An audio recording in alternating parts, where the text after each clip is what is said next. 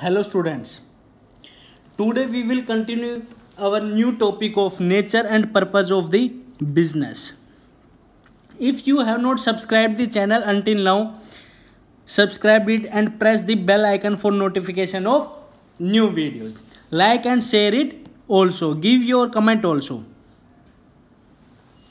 Today in this video we will discuss objectives of the businesses, objective of business and nature of business risk. Clear है बात? Now we will first start objectives of business. Business means व्यापार के उद्देश्य.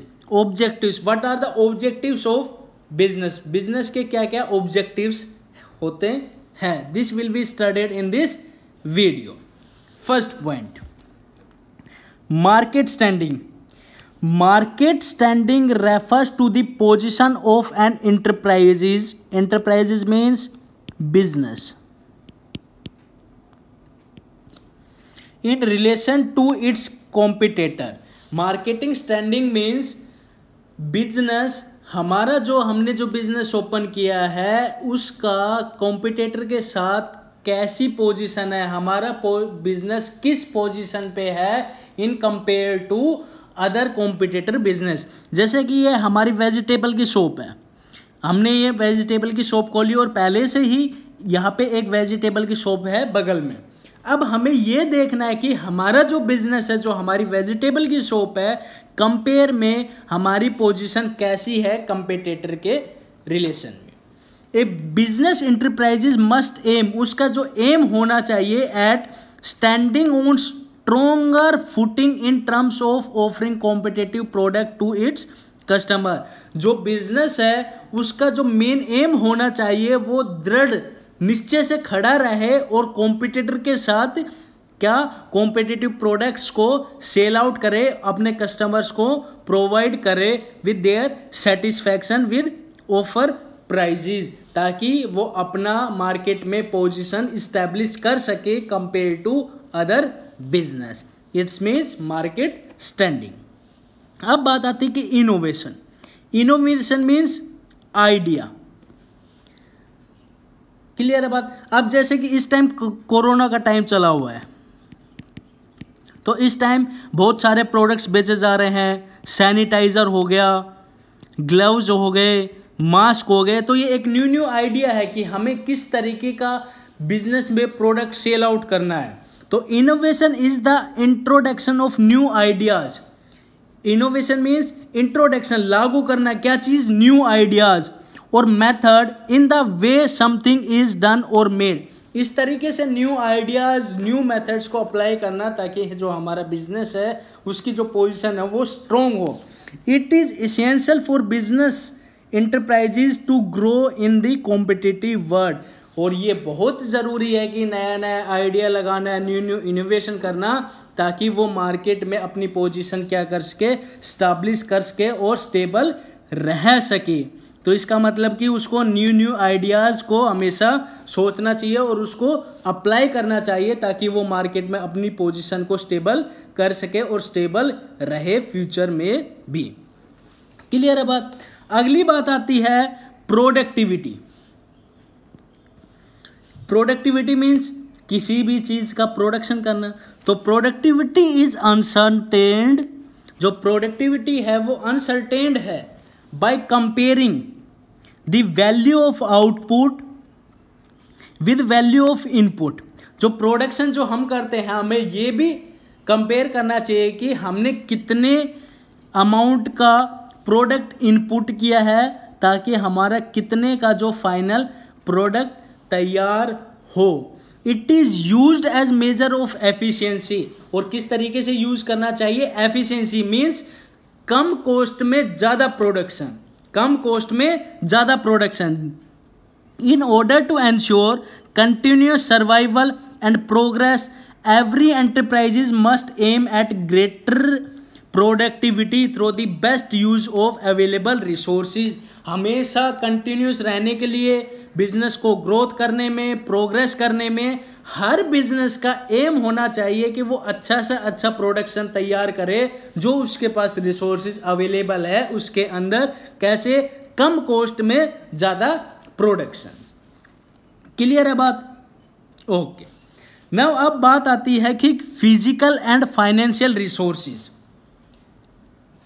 Any business require physical resources. भाई हर कोई business है उसको फिजिकल रिसोर्सेज की जरूरतें होती है और होगी, like as plants, machines, office etcetera. भाई किसी भी बिजनेस को इन सब चीजों की जरूरत होती है। Yes. Financial resources like as fund to be able to produce, supply of goods, services to customers. तो इनके लिए भी फाइनेंशियल रिसोर्सेज होनी चाहिए। तो जो बिजनेस है, the business enterprises must aim at acquiring these resources. जो बिजनेस का एम होना चाहिए कि ये क्या फिजिकल प्रोडक्ट्स और जो फाइनेंशियल रिसोर्सेज है उसको इस तरीके से हम कलेक्ट करें और इनको इस तरीके से यूज करें ताकि वो हमारे लिए क्या हो, फायदेमंद हो, अकॉर्डिंग टू देयर रिक्वायरमेंट्स। इतना ही उनको एक्वायर करना चाहिए जितना उनको रिसोर्सेज की और फाइनेंशियल रिसोर्सेज की जरूरत है। ज़्यादा इकट्ठा कर लेंगे तो क्या होगा, नुकसान होगा। इसका मतलब कि ज़्यादा कॉस्ट लगी लेकिन प्रोडक्शन कम हो रहा है तो वो बिजनेस क्या सरवाइव नहीं कर पाएगा, प्रोग्रेस नहीं कर पाएगा। और उनका जो रिसोर्सेज है फिजिकल एंड फाइनेंशियल रिसोर्सेज का उनका एफिशिएंटली क्या करना चाहिए, यूज करना चाहिए, ताकि जो बिजनेस है उसकी ग्रोथ क्या हो सके, अच्छी हो सके। उनका जो प्रोडक्शन है वो कम कीमत पे ज़्यादा प्रोडक्शन हो सके और बिजनेस कंटिन्यूस सर्वाइव कर सके। क्लियर है बात? अगली बात आती है कि अर्निंग प्रॉफिट। भाई हर कोई बिजनेस है उसका जो मेन एम होता है कि प्रॉफिट कमाना। कोई भी बिजनेस देख लो, कोई भी आदमी जब बिजनेस स्टैब्लिश करता है तो यही सोच के स्टैब्लिश करता है कि मैं profit कमाऊंगा।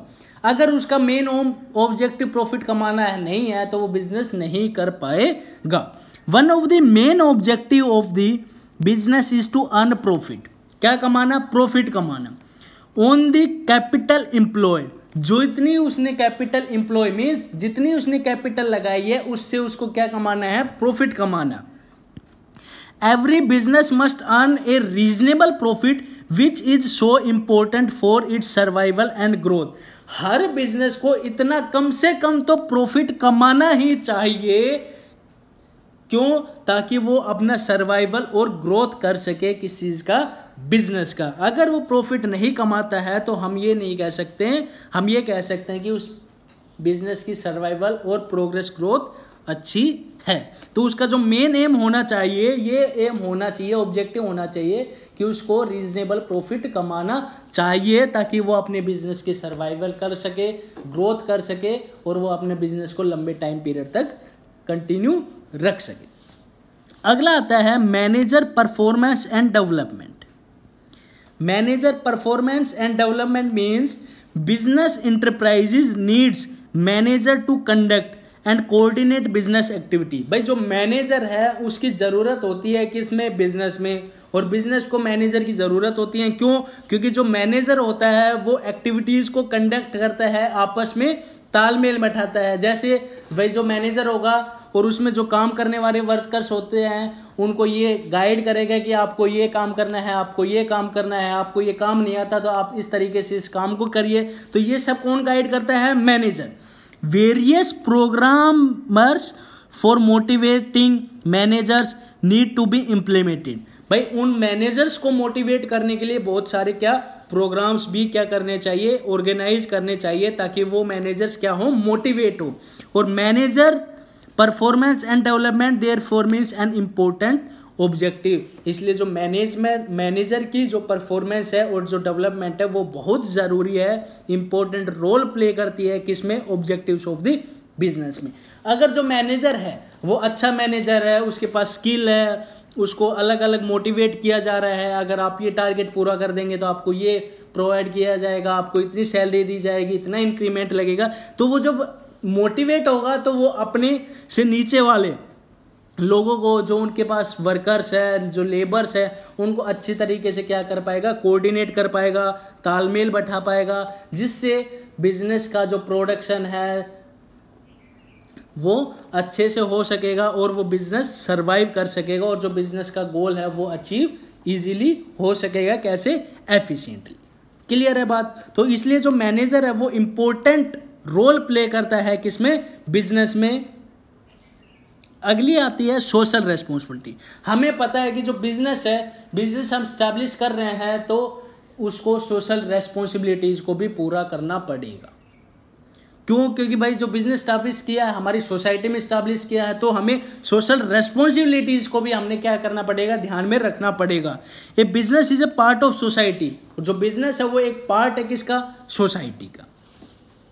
There are some responsibility of business. Business की रेस्पॉन्सिबिलिटीज है कि वो टूवर्ड सोसाइटी को भी ध्यान में रखे।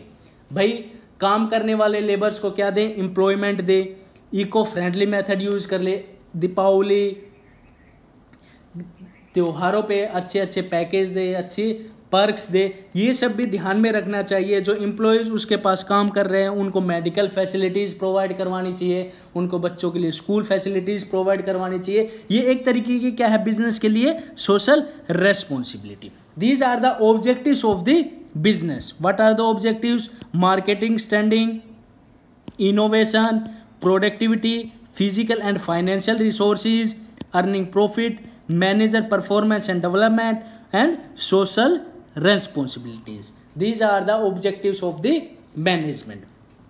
अब बात आती है कि नेचर ऑफ बिजनेस रिस्क, व्यवसाय की प्रकृति, मतलब कि किस किस नेचर के बिजनेस को रिस्क उठाने पड़ते हैं, किस किस नेचर के बिजनेस रिस्क बियर करता है।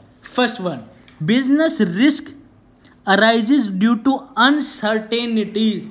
जो बिजनेस को रिस्क होता है वो अनसर्टेनिटीज का भी होता है। क्यों? क्योंकि uncertainty refers to the lack down of knowledge what about what is going to happen in future. Uncertainty means अब ये नहीं पता है कि बिजनेस को फ्यूचर में क्या होने वाला है, क्या होगा। इसका हमेशा रिस्क रहता है किसको? बिजनेस का। क्यों? क्योंकि भाई natural calamities, change in demand, prices, change in government. भाई इस टाइम कोरोना का पीरियड चला हुआ है, कोरोना के टाइम पे सारे बिजनेस क्या हो गए? बंद हो गए। कोई ऐसा बिजनेस भी थे बहुत सारे जिन्होंने प्रोडक्शन करने के लिए बहुत सारा रॉ मटेरियल खरीद लिया था। अब उनको ये तो पता नहीं था कि ये बीमारी आ जाएगी और इससे हमारा क्या बिजनेस बंद हो जाएगा। तो ये एक तरीके की बिजनेस रिस्क है ड्यू टू अनसर्टेनिटी, कि ये पता नहीं था कि फ्यूचर में ये भी कंडीशन आ सकती है। Policies and prices, improvement in technology, etc. These are the risks which are due to uncertainties. Clear है बात? Examples of uncertainty which creates risk for business. ये रिस्क क्रिएट कर सकते हैं किसके लिए? बिजनेस के लिए। बिकॉज क्योंकि out of them these future events are not known. क्योंकि इनमें से जो ज़्यादातर है इवेंट्स हमें ये नहीं पता होता कि फ्यूचर में ये भी हो सकता है या नहीं। Second one, risk is an essential part of every business. But risk her business का पार्ट है। अगर कोई बिजनेस रिस्क लेगा तभी वो प्रॉफिट कमा सकता है, अगर वो रिस्क लेने के लिए तैयार नहीं है तो वो प्रॉफिट नहीं कमा सकता। क्लियर है बात? भाई जैसे मेरे को सीए बनना है, अब मैंने 12th के बाद ही सोचा कि मैं सीए करूंगा। क्या करूंगा? सीए बीकॉम नहीं करूंगा। अब वो ये सोच के बीकॉम करने लग जाता है कि मेरे से सीए नहीं होगी, वो रिस्क लेने के लिए तैयार ही नहीं होता। जब वो रिस्क लेने के लिए तैयार ही नहीं होता तो वो क्या सीए बन पाता? नहीं बन पाता। उसने रिस्क लिया और सीए की स्टडी की तो वो सीए बन पाया। अगर वो ये सोचता कि मैं सीए नहीं कर पाऊंगा, वो रिस्क नहीं लेता और बीकॉम करता, तो इसका मतलब वो बीकॉम करता, उसके बाद फिर वो पोस्ट ग्रेजुएशन करता और उसके बाद कहीं वो जॉब की तैयारी करता। उसने ये सोचा है कि मैं रिस्क लेता हूँ और क्या करता हूँ? डायरेक्टली सीए, बीकॉम नहीं करता। तो इसका मतलब कि उसने वो रिस्क लिया और आज वो सीए बन गया। तो इसका मतलब कि हर बिजनेस को कोई ना कोई रिस्क होता है और रिस्क को हम टाल नहीं सकते, अवॉइड नहीं कर सकते। इसको भी तो रिस्क था, क्या पता मैं फेल हो जाऊंगा तो क्या करूंगा, मैं बीकॉम भी नहीं कर पाया, तो इसका मतलब कि इसको भी बहुत सारे रिस्क थे। तो every business has some risk, भाई हर कोई बिजनेस को कोई ना कोई रिस्क है। No business can avoid risk, कोई भी बिजनेस रिस्क को अवॉइड नहीं कर सकता। Although the amount of risk may vary from business to business, भाई ये हो सकता है कि छोटा बिजनेस है उसको छोटा रिस्क हो, बड़ा बिजनेस है उसको बड़ा रिस्क हो। Risk can be minimize, risk को हम मिनिमाइज कर सकते हैं, but can not be eliminated, उसको हटा नहीं सकते। तो रिस्क है वो पार्ट है किसका, बिजनेस का। वो रिस्क छोटा भी हो सकता है भाई, बड़ा भी हो सकता है, वो डिपेंड करता है वेरी ऑफ बिजनेस। रिस्क को हम मिनिमाइज कर सकते हैं लेकिन हम हटा नहीं सकते। क्लियर है बात। थर्ड आता है degree of risk. Degree of risk में क्या बोला है, degree of risk depends mainly upon the nature and size of business. अब भाई कितना बड़ा रिस्क होगा, कितना छोटा रिस्क होगा, ये सब डिपेंड करेगा nature and size of business. किस नेचर का बिजनेस है और कितना बड़ा बिजनेस है, लार्ज स्केल बिजनेस है या स्मॉल स्केल बिजनेस है। Nature of business like types of goods and services produce and sold, and size of business means volume of production and sale, कितना प्रोडक्शन करता है कितना सेल आउट करता है, are the main factors which determines the amount of risk in a business. ये सब depend करता है कि बिजनेस को कितना रिस्क है, ज्यादा रिस्क है या कम रिस्क है। For example A business is dealing in fashionable item, अगर कोई बिजनेस है वो फैशनेबल आइटम, भाई आज का टाइम है जीन्स, किसका, जीन्स का, तो सभी उसने क्या खरीद ली, जीन्स खरीद ली। अब क्या हो गया कि तुरंत फैशन चेंज हो गया, फैशन चेंज होने के बाद क्या चल गई, ट्राउजर्स चल गई। तो अब इसका मतलब कि उसको रिस्क है, हाई डिग्री ऑफ रिस्क है। क्यों, क्योंकि उसको पता है कि कभी भी फैशन चेंज हो सकता है। Similarly large scale business generally higher risk and than what a small scale has less risk. तो जितना ज्यादा बड़ा बिजनेस होगा उसको ज्यादा बड़ा रिस्क होगा, और जितना छोटा बिजनेस होगा उसको कम रिस्क होगा। क्लियर है बात। अगला बात आता है कि profit is the reward for risk taking. बस सबसे बड़ी बात है कि जो प्रॉफिट कमाएगा, जो प्रॉफिट कमाने के लिए तैयार है, उसको रिस्क भी लेना जरूरी है। जो रिस्क लेगा वही प्रॉफिट कमा सकता है।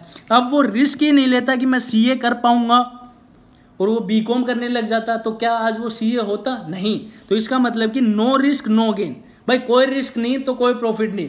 Greater the risk involve in a business higher the chance of profit, अगर जितना ज्यादा रिस्क लेने के लिए वो तैयार होगा उतना ज्यादा उसको क्या होगा, प्रॉफिट होगा। And entrepreneur undertakes risk under the expectation of higher profit. जो बिजनेस है, जो बिजनेसमैन है, वो रिस्क यही सोच के क्या करते हैं, लेते हैं कि हमें फ्यूचर में क्या होगा, प्रॉफिट होगा, ज्यादा से ज्यादा क्या होगा, प्रॉफिट। प्रॉफिट इज दस the reward for risk taking, इसलिए हम क्या कहते हैं, प्रॉफिट है वो क्या है, रिवार्ड है। किसके बदले, रिस्क के बदले। भाई रिस्क उठाओ प्रॉफिट कमाओ, रिस्क नहीं उठाओगे तो प्रॉफिट नहीं कमा पाओगे। क्लियर है बात। If you like the video please like it, share it and subscribe the channel for more videos. Thank you and